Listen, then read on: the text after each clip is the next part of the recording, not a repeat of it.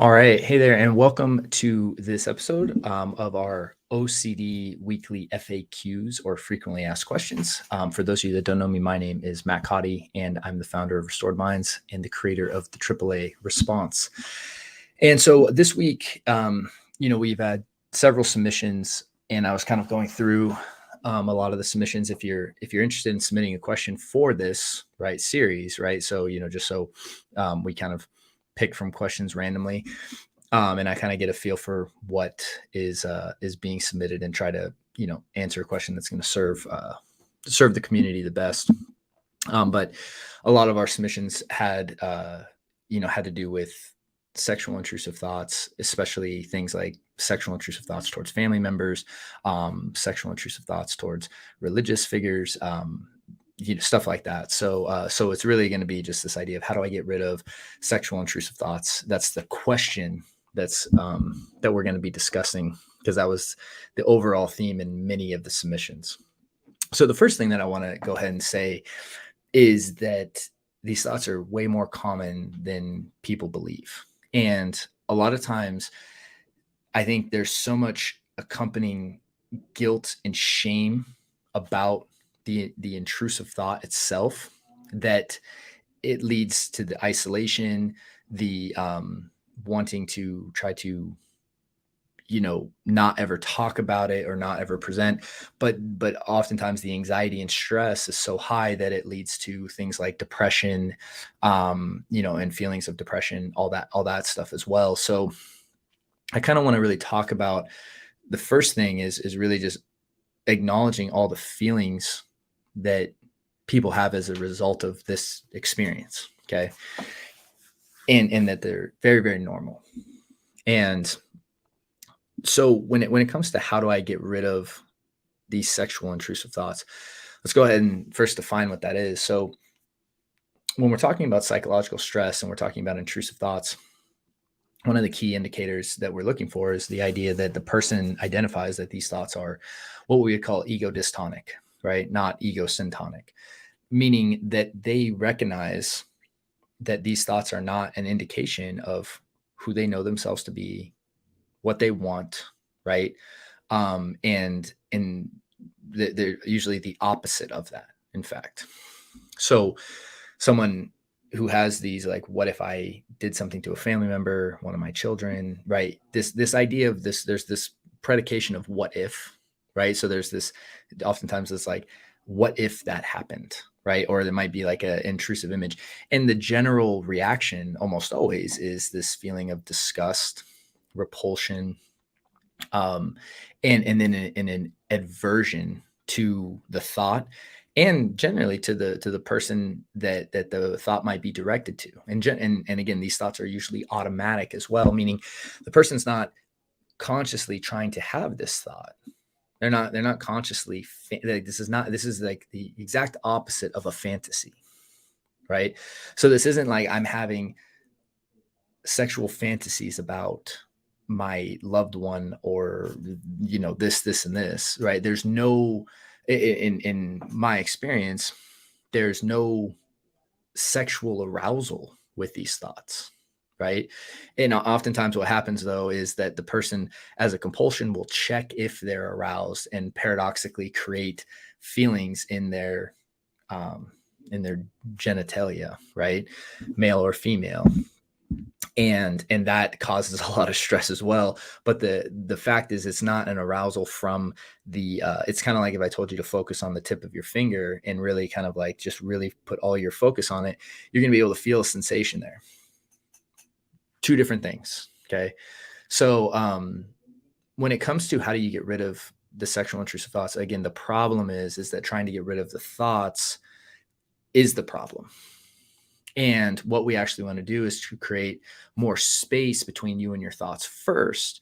And this is the idea of developing consciousness. And so, one of the best techniques that I know to do that, right, is, we have a 31-day meditation program.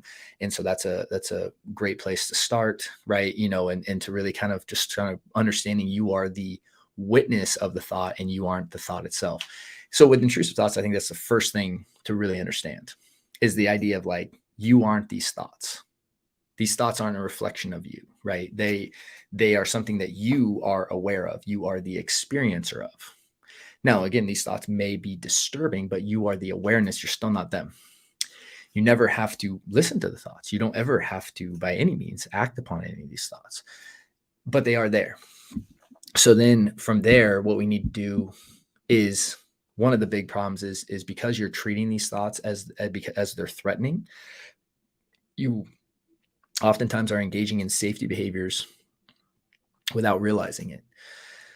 These are things like, especially mental behaviors. So again, these are things like checking your body, right? These are the things like rumination, analyzing, mentally replaying, reassuring yourself, Googling to see, like what these mean, or, getting reassurance that they're just intrusive thoughts, thought blocking, thought suppression, thought replacement, right? All these list of things that you may be doing to try to combat the thoughts and the feelings. So the first thing that we need to do is we really need to make sure we're eliminating all the behaviors, right? And the best way I know how to do that is the AAA response. And that's so I have a guide down in the links beneath this episode, in the notes. And then I also have a link to the 2-day workshop as well. And you can also check out my book, From Stuck to Unstuck. That's going to be over at restoredminds.com, where you can grab and download a copy. Good places to get started there. And then if you really want really more in-depth help, we have our whole 12-week Taking Back Control program, and that's something you can apply for as well. So those are some places I would recommend to get started. And again, it really is about understanding what the actual problem is.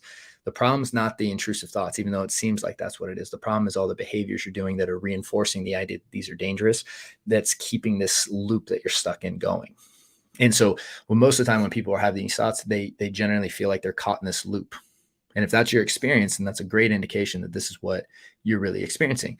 Now, I want to preface all that with I want to follow up on all that when we're talking about like these kind of harmful, thoughts or stuff like this. It's like times where there really is, cause to go get direct intervention, right? And like potentially, seek immediate help is like, if these are thoughts you really want to act upon, right? And there's thoughts you really want to engage in and do, then that's a completely different situation, because those thoughts would be what we would call egosyntonic, right? And stuff where there needs to be a different intervention than the direction we would move in with something like OCD and anxiety. So I just want to kind of say that right now.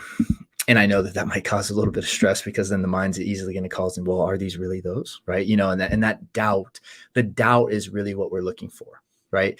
And there's been, I think, 2 times in my entire career where I've sat in front of someone talking about thoughts, and it was clear within about 5 minutes of talking that in those 2 situations, we weren't talking about OCD, right? And OCD and anxiety.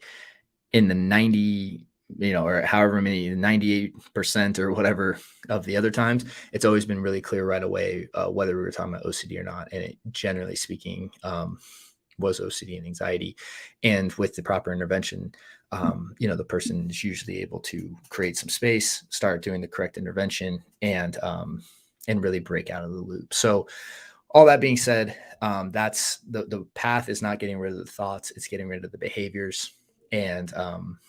And the best way that I know to do that would be, again, the AAA response. And while there's obviously, and if you're really struggling, I would really recommend you seeking getting guidance and advice from someone who really understands exposure and response prevention, OCD, and really getting assessed, if you have any question, by someone like that has that experience, because they'll be able to tell you very quickly, right? And the chances are, if you're watching this video and you align with what I'm saying, then that's what it is. But, again, if you want that extra confirmation, that's what I would do. So hope that helps. And with that said, wish you guys a great day. And if you are looking to submit any questions for future episodes, there's a little link down in the notes where you can do so, and just fill out the form, and we'll get it.